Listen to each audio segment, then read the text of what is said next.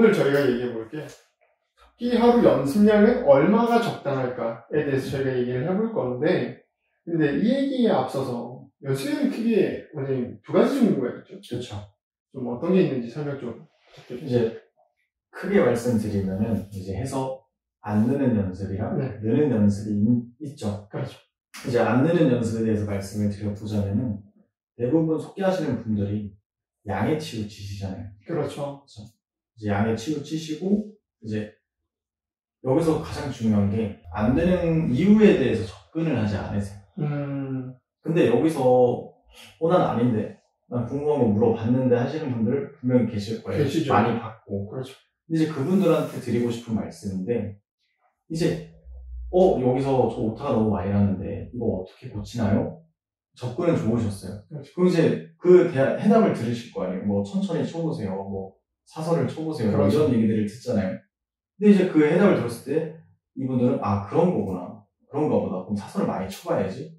이렇게 되니까 그 대답을 해주신 그 내용에 대해서 학생들이 이게 어떤 원리로 오타가 줄어드는지에 대해서 연구를 하지를 않죠. 생각을 하지를 않죠. 그렇죠. 이제 그게 바로 대답을 들었을 때 왜가 먼저 나와야 돼요. 그렇죠. 항상 왜가 그렇죠. 왜가 나오고 나서 그러면은 그럼 이거에 대해서 왜를 먼저 본 다음에 그럼 어떻게 해야 되죠? 그러니까 왜랑 어떻게가 있어야 된다는 거죠.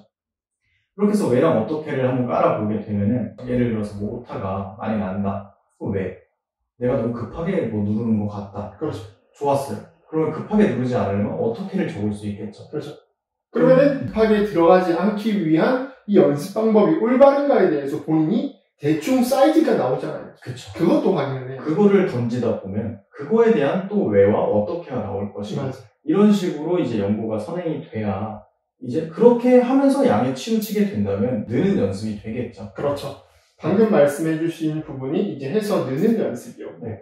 그리고 해서 안 느는 연습 부분은 이제 학생들이 좀 이런 생각 없이 양에 좀 치우치는 연습들 하면 사실 성취가 없다는 부분이시죠. 그러니까 이제 제가 예를 그냥 들어보자면은 그냥 속기로 잘 예를 들어볼게요. 네. 이제 자세가 올바르지 않으신 분들은 거의 10중 8구 저희가 물건 값을 의미할 때 그 값. 네. 이 값을 누르는 걸 굉장히 불편하게 누르실 거예요. 그럼 여기에 대해서 왜 내가 값을 불편하게 누르는지 왜 그 자리가 불편한지 그렇죠. 그러면 거기서 연구를 해본다면은 뭐 내 손을 볼 수 있겠죠. 그렇죠. 내 손가락이 어떻게 돼 있고 뭐 높이가 어떻게 돼 있고 그래서 이것저것 이제 하다 보면 거기서 방향성이 잡혀보겠죠. 그렇죠. 그렇게 해서 이게 또 해결이 안 된다. 그러면 이 해결이 안 되는 이유에서 접근해 보는 거고 이런 식으로 이제 접근해 본다면은 이제 느는 연습으로 가는 길이 될 수 있는 거고 그 갑이라는 야구가 실제로는 되게 편한 셀이라는 것까지 알게 됐어요. 그렇죠. 자, 그렇다면 학생들이 공부에 대한 목표 설정을 이제 보통 잡으시잖아요. 이 부분에 대해서 제가 좀 얘기를 드리고 싶은데 목표 설정이 제가 봤을 때 좀 많이 잘못되어 있지 않나라는 생각을 좀 해요. 학생들은 목표 설정이라고 하면 딱히 뭐 큰 게 없죠. 그냥 뭐 오늘 5시간 공부해야지. 오늘 뭐 3만자, 4만자 쳐야지, 만자 쳐야지 이런 식으로 되는데 아까 말씀드린 해서 느는 연습과는 조금 거리가 있는 부분이죠.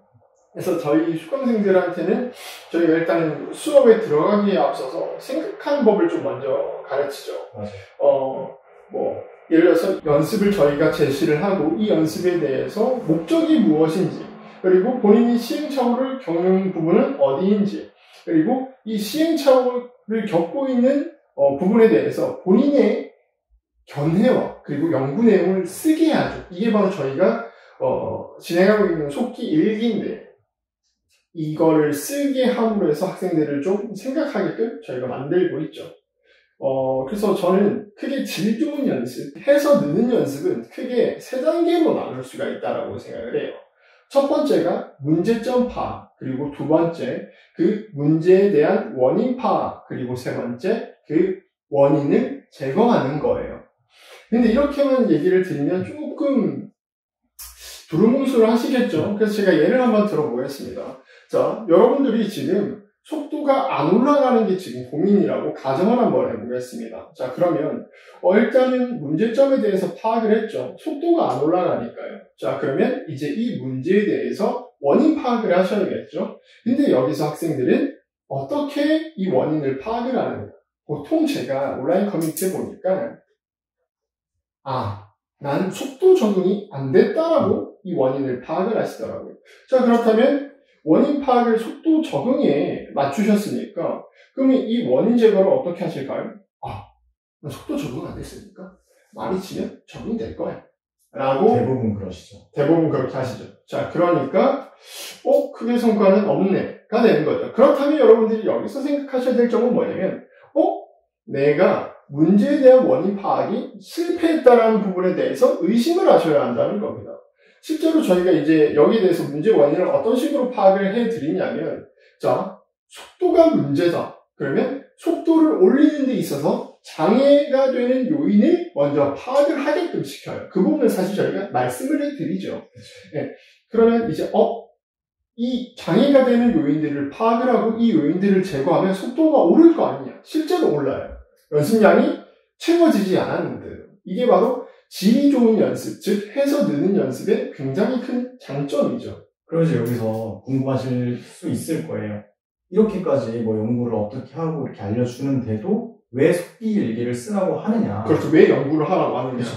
이거에 대해서 답변을 좀 드리자면은 이 연구에 대해서 방법을 알려드렸어요. 네. 지금 본인이 여기가 문제고 뭐가 문제고 다 알려드렸는데도 이걸 써야만 한 이유는 알려드리고 나서 그러면 이 동작을 하기 위해서 천천히 해야 된다. 그렇게 했을 때 본인이 이 동작을 왜 해야 되는지 내가 이해를 하고 있지 않으면은 그냥 무작정 천천히만 하다가 어느 순간 빨라지게 되고. 그렇죠. 이거는 이제 아까 말씀드렸던 해서 안 느는 연습에 들어가면 양에 치우쳐버리는.